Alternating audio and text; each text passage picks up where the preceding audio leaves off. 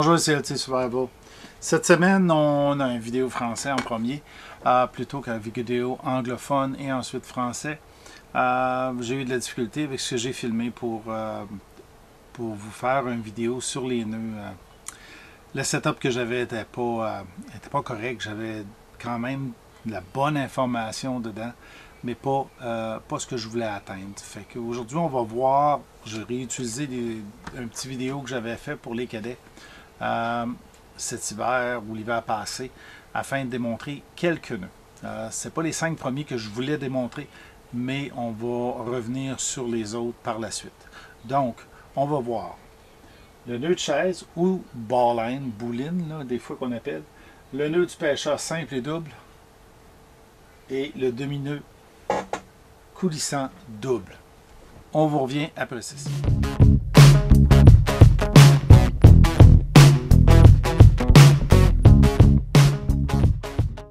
Au cours du vidéo, on va vous expliquer quelques items à propos de la terminologie pour fabriquer un nœud. Ça varie, là, des fois les nœuds ne sont pas toujours, pas les nœuds, mais les bouts, dépendant de l'auteur, ne sont pas toujours appelés de la même façon. Le bout libre ou le bout qu'on travaille avec, okay? Le dormant qui est entre le bout libre et le bout fixe, le bout attaché, le bout qu'on n'utilise pas là, dans notre nœud. Okay?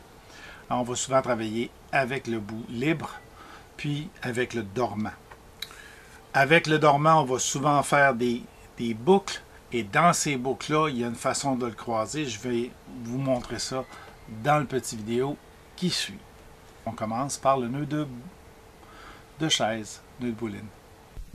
Pour le nœud de bouline, le nœud de chaise ou nœud de bouline, parce que des fois on utilise le nom anglais, ball-line, okay, pour utiliser. C'est un des nœuds les plus pratiques. Donc le nœud de chaise, le bout fixe est ici, le bout libre est ici et le dormant est ici. Sur le dormant, c'est-à-dire le courant ou le dormant, hein.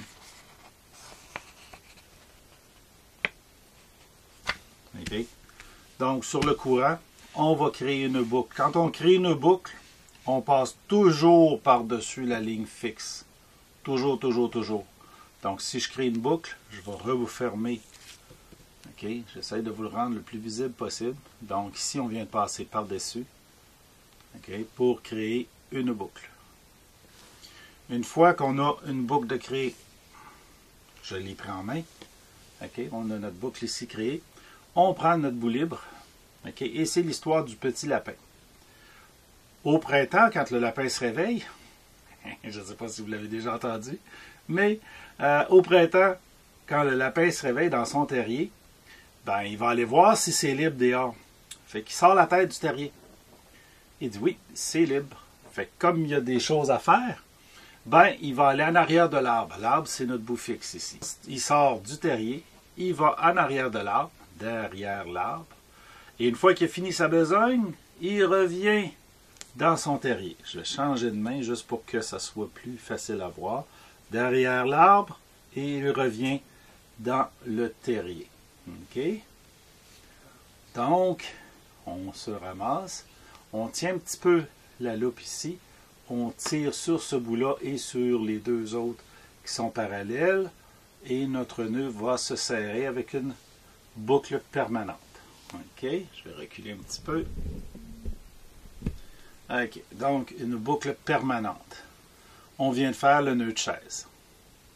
Ça, vous pouvez l'utiliser en faisant le nœud de chaise sur les ouchis, en passant au travers des deux œillets du dessus pour l'attacher avec le bout fixe à l'arbre. Donc, c'est une des utilisations. OK. Je vais vous le montrer avec un mousqueton pour vous montrer. Ça, c'est mes œillets que j'ai réunis. Je viens passer mon bout libre dans les œillets. Ma boucle va être ici. Donc, bout fixe là-bas, je l'ai en main.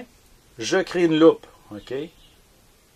Peu importe comment vous la faites, un des trucs, c'est de prendre la corde, de déposer dessus, comme ça, avec notre index, pincer la corde et les tourner pour faire sortir notre lapin du trou. OK, vous voyez, ma boucle est faite, toujours la boucle au-dessus.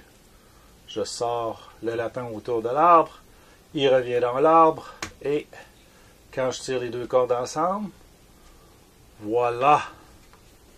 OK. Donc, mon nœud de bouline est fait. Et sur l'utilisation d'un Witchy, en attachant sur l'arbre, je peux venir jouer avec cette loupe-là pour tirer ma toile le plus tendu possible. Nœud du pêcheur.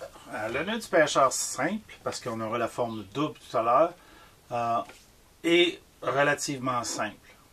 Deux cordes, ça sert d'abord à réunir deux cordes. Donc, une première corde ici qui est parallèle avec la deuxième corde. OK? Première chose à faire un nœud simple. Tout le monde se souvient comment faire son premier nœud, là, que vous n'avez jamais appris. Donc, un nœud simple. On vient passer le deuxième corde dans le nœud simple. OK? J'aurais pu le faire directement autour de la corde. De la deuxième corde. Ensuite, ici, on va faire un deuxième nœud simple. Donc, on va venir passer en dessous de la corde, par-dessus la corde, puis on va croiser ici. J'essaie de ne pas avoir les pouces dans le chemin de la caméra, là.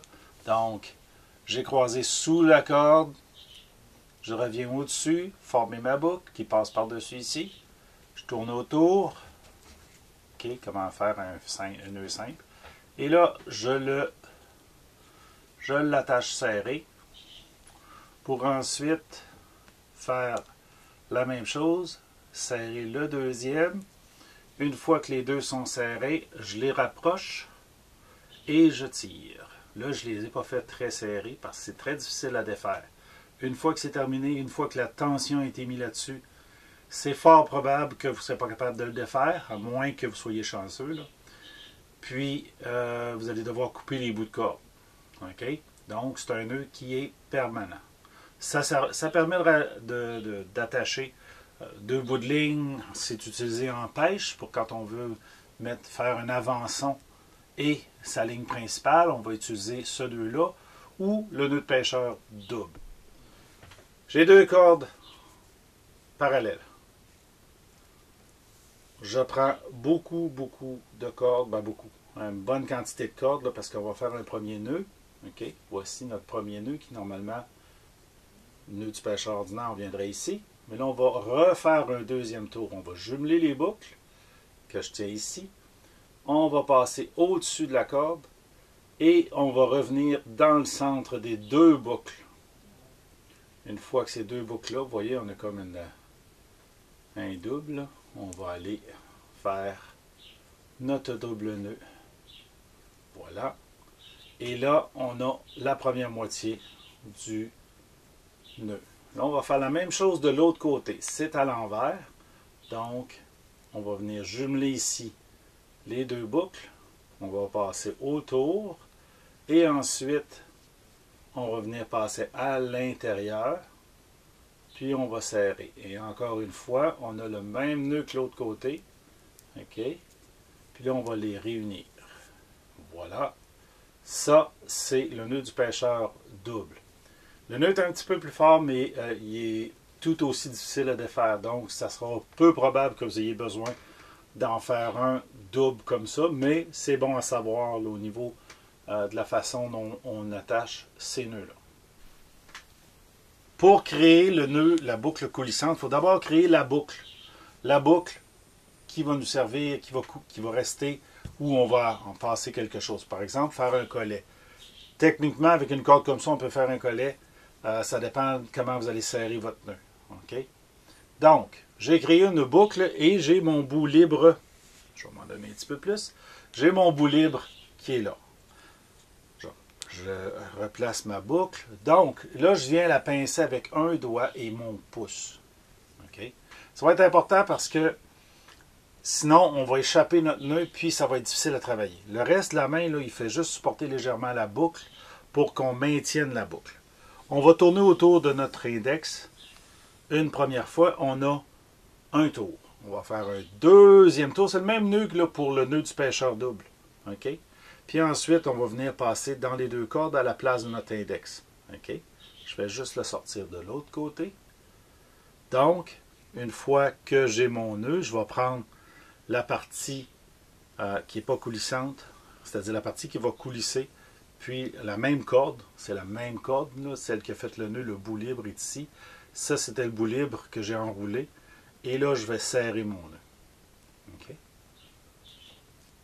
Si je fais un collet, je ne laisserai pas autant de cordes que ça, mais je vais venir serrer mon nœud. C'est aussi simple que ça, pour vous montrer. OK, je peux rapetisser ma boucle, je peux l'agrandir. Ça peut être utile si vous traînez par exemple une bouteille d'eau par le collet. Vous venez serrer votre bouteille d'eau, le poids va tenir dans la bouteille. OK, j'en ai une ici. Par exemple, j'ai une grosse bouteille. Je passe le lasso autour, c'est un peu comme le lasso, là. Puis je viens le fixer, fait que je peux traîner ma bouteille. Donc, c'est une des utilités du coulissant. Donc, notre nœud coulissant, c'est ça. Donc, on vient de terminer les nœuds. J'espère que ce petit vidéo-là, malgré le fait que c'est du reconstitué, vous donne un aperçu intéressant sur les nœuds qu'on peut utiliser. Leur application, quand on va travailler le Witchy, on va en voir quelques-uns qui sont intéressants, qui sont pas nécessairement durs à faire, mais qu'il s'agit de savoir. Plus vous savez de nœuds, mieux c'est, plus c'est facile de travailler en forêt là, pour peu importe le besoin. Donc, merci d'avoir regardé cette vidéo. J'espère que ça vous a plu. Si vous avez aimé, donnez le pouce en l'air, partagez, abonnez-vous. Si vous n'avez pas aimé, donnez le pouce en bas. Ça revient au même là, pour l'analyse YouTube. Donc, merci d'avoir été là. On se revoit dans la prochaine vidéo.